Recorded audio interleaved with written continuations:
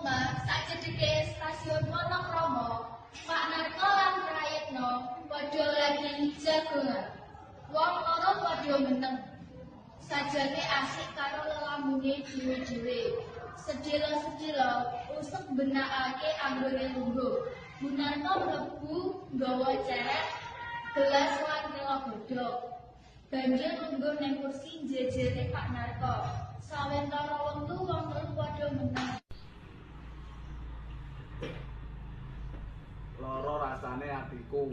Mbak ya wis to Pak, ora usah dipikir segelu. Wong diunekake ngono kae ya jero-jeroan. Kae kan sing penting nyatane ora kan. Lah wis kadung loro tenan atiku dicap kaya ngono iku. Anake dhewe ya pancen kurang ajar ning lek wong tuane dicandak-candak elek, sapa sing gak muntap. Mula bener jare unen-unen kae Pak, anak pola bapak keprada. Cene ora pokro kabeh wong iku anger mangap saenake dhewe iku ya gara-gara kowe yit. Anak sitok ora udur pisan. Ya sepurane Pak, yen aku pancen salah. Yo saiki iso ngomong salah wingi-wingi mung glendam-glendem wae kudune yo sadar. Dadi anake wong ra duwe rasa neko-neko barang.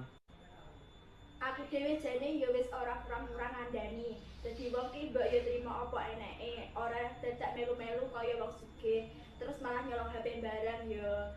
Yo ngene iki akibate ora kudu ngijoli lan berekne tok. Ning wong tuamu barang ki ya dadi isin bingung lak nyeleh rai. Lah yo anger wong ngarane lah anake maling bapake yo maling wong kacang mau mangan ninggal pelajaran. Kuwi lho yit krungu apa ora, sadar apa ora, yen wis gawe wirange wong tuamu. Masa kelakuane ora cocok blas karo jenenge. Yo Ma, aku sih salah. Bu Narko mlebu njero nindani nggone masak. Wong loro padha meneng maneh. Prayitno sajake ngedoni kelakuane dhewe katut karo kanca-kancane sing ora bener. Pak Narko karo nyekeli sirahe sing wiwit rasa abot sajake mikir, nyerang lan mikir carane untuk golek utangan kanggo ngijoli HP sing jare larang adane. Kamangka kayane becak saben dinane mung cukup kanggo mangan tok. Utang gone Pak Sento juragan becak wingi sore kanggo gandani becak sing kambukan nek besi.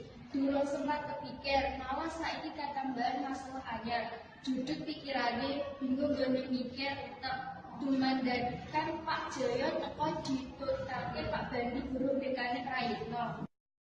Kula nuwun Kang Narko. Waduh, kok padha teko iki kok sepi maneh.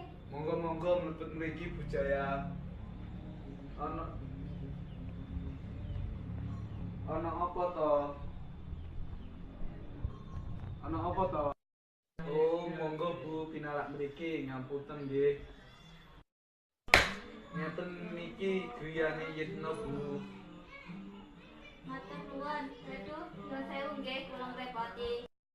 Kula Mas Prayitno, matur kula sowan mriki niku wau diutus kalih Ibu Kepala Sekolah supados tindak dhateng sekolah sakmenika.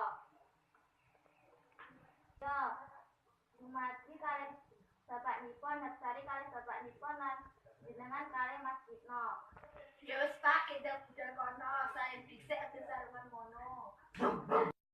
Ning ruang Bikaus ana para tamu undangan lan kepala sekolah. Sawise bagi binagi sedhela, kepala sekolah nyerahake masalah marang Pak Bandi banjur pamitan. Nyuwun sewu. Saben meniki kula badhe rapat wonten kalih dinas, monggo dirembak ingkang saya kesipun sepitanipun. Kula tadi sedaya masalah sakit dilakukan kanthi kekeluargaan lan boten buktekake. Sinten kemawon Pak Bandi, kula pas dengan nggih dipun upayakan mulai saya sedayanipun. Parang kula ilang mimiten nggih. Assalamualaikum.